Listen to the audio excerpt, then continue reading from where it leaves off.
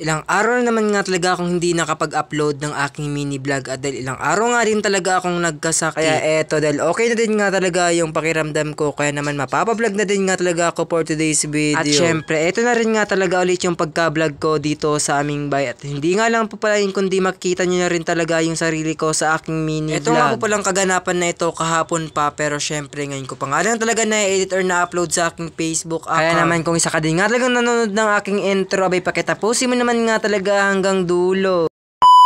Hi guys, a day in my life as a small content creator at the age of 21. Kaya naman, let's go! 9 AM na din nga po pala sa mga oras na yun at kakagising ko pa nga lang talaga for today's video. Yung pinag-set up ko nga talagang alarm na 5 AM, pero eto, napagising nga talaga ako ng 9 at siguro hindi ko nga talaga narinig yung tunog ng aking alarm. 12 AM na din nga kasi nga talaga ako nakatulog, kaya naman ayun, so sobra ko nga talagang himbing, kaya naman syempre hindi ko na din nga talaga namalayan yung tunog ng aking alarm. At paglabas ko nga talaga sa aming bahay, abay nakita ko naman nga talaga doon si Papa at yung pamangkin ko, abay nagtitilad nga talaga sila ng pili. At dahil mainit na din nga talaga sa mga oras na yan, kaya naman eto, abay nilabas ko na din nga talaga yung mga sinampay ni Mama. Inuna ko na nga talagang sinampay yung mga short ni Mama dahil medyo basa pa at makakapal pa yun, syempre sinunod ko na din nga talaga yung mga nakahangin. Dryer nga din talaga yun nila Mama, pero syempre sayang naman ng init sa mga oras na yan, kaya naman sinampay ko na din nga talaga dahil kinhapunan, abay ulan na naman nga talaga yan for today's video. Pagkatapos ko nga talagang magsampay at maghilamos sa mga oras na yan, eto, abay nag-almusal na din nga talaga ako at habang nag-almusal ako, abay pumunta na naman nga talaga sa harap ko yung pamangkin ko, kaya naman abay binigyan ko na din nga talaga. Napasabi pa nga talaga yung pamangkin ko sa akin dahil nakita nga talaga yung cellphone ko na nakaharap nga po pala sa akin, abay nag-vlog pa nga daw talaga ako for today's video. At habang nag-almusal din nga talaga kami ng pamangkin ko, eto naman si Papa, abay busy nga talaga sa pagkukuha nga talaga ng saging. Pawis na din nga po pala dyan sa mga oras na yun si Papa habang kumukuha nga talaga siya ng saging dahil yung ginagamit nga talaga niyang pangkuha ng saging o mas kilala nga po pala dito sa amin na tawag nga talagang kawit, abay hindi pa nga talaga kataliman. At syempre dahil magtatanghali na din nga talaga sa mga oras na yun, kaya naman eto ang person, abay kinuha ko na din nga talaga yung rice cooker at hinugasan ko na din nga talaga. Medyo mahaba na din nga talaga yung buko, kaya naman naisipan ko kinahapunan, abay magpapagupit na din nga talaga ako for today's video. At dahil marami pa naman nga talaga kaming tirang kanin na sinaing nga talaga kagabi, kaya naman eto ang person, abay kumuha na din nga talaga ako ng kalahating bigas at hinugasan ko na din nga talaga ng 2 beses. Pagkatapos ko na nga hugasan, eto nilagyan ko na ng pangatlong tubig at eto na din nga talaga yung pagsusukat ko bago ko nga talaga isasaing. At syempre, pasensya na nga din talaga kung medyo kakaiba yung pag-voice over ko at dahil medyo makati pa nga talaga yung lamunan ko at dahil ilang araw nga din talaga akong inuubo. Dahil yung sabi ko nga sa aking intro, aba ilang araw nga din talaga akong hindi nakapag-upload ng aking mini vlog at dahil ilang araw nga din talaga akong nagkasakit or nilagnat. Bali, hindi nga lang po pala ako nilagnat kundi nagkaroon nga din talaga ako ng sipon at ubo, kaya naman ayun siguro hindi nga talaga ako nakapag-take ng aking mini vlog, kaya wala nga po pala akong in-upload ng ilang araw. Eto nga din pala yung buwan na tinamaan nga talaga ako ng trangkaso or lagnat for today's video. Kaya naman syempre nakapahinga din nga talaga yung aking sarili at dahil yung sabi ko pag ako nga talaga naging okay na, bay balik trabaho na naman nga talaga tayo sa pagbablog. Kaya naman kung isa ka din nga talagang nanonood ng aking mini vlog at hindi ka pa nga talaga sa akin nakafollow, ano pa hinihintay, may follow mo na din nga talaga ako para lagi ka na nga din nga talagang updated sa aking in-upload na mini vlog. Hapon na din nga pala sa mga oras na yan dahil meron nga po palang nagtitinda ng taho, kaya naman eto ang person, tinawag na din nga talaga ako ng tita ko at bumili nga po pala ako nito nga talaga naglalakong taho. Sakto, kakagising ko pa nga lang talaga sa mga oras na yan at narinig ko nga po palang may nagtitinda ng taho, kaya naman napabili na din nga talaga ako ng 2, tag-isa nga po pala kami nung tita ko. Alas 4 na din nga po pala to ng hapon at pagkatapos ko na nga po palang maligo at mag-outfit sa mga oras na yan, abay nagbiyahe na din nga talaga ako papunta ng sentro ng Baaw. Dahil yung sabi ko nga medyo may kahaba na din nga talaga yung buhok ko at medyo mainit na din nga talaga sa pakiramdam, kaya naman napagdesisyonan ko na din nga talaga magpagupit na din ngayong araw. Sa ilang minuto ko nga talagang paghantay na masakyan kong tricycle papunta ng sentro ng Baaw, eto nakasakay na din nga talaga ako sa mga oras na yan at nagbibiyahe na din nga talaga ako for today's video. At karating ko nga talaga ng sentro ng Baaw, eto tumuloy na nga po pala ako dito kung saan nga ako magpapagupit at dahil meron pa nga po palang nauna sa akin, kaya naman napabidyo mo na nga po pala ako dito sa may harap ng salamin. Syempre sa ilang minuto kong paghantay ako na din nga talaga yung sunod at ginugupit na din nga talaga ako sa mga oras na yan. Bali yung sinabi ko nga po palang igugupit sa akin ni Kuya, bay bawas nga lang po pala sa may gilid din syempre sa may taas. Meron naman po pala ditong pagpipilian dito sa barbershop na to kung ano nga talagang gusto mong gupit, pero ako nga talaga yung lagi kong pinapagupit sa sarili ko. Bali dito nga lang po pala ako nagpagupit sa Ralph Barbershop na to. Tabi nga lang nga talaga ito ng bilihan ng mga street food din syempre ng ukay-ukay. Dito nga talaga sa may sentro ng Baaw. At silang minuto nga talagang pagugupit sa akin, ito na din nga talaga yung final result and syempre napabidyo na din nga talaga ako. Yun lang.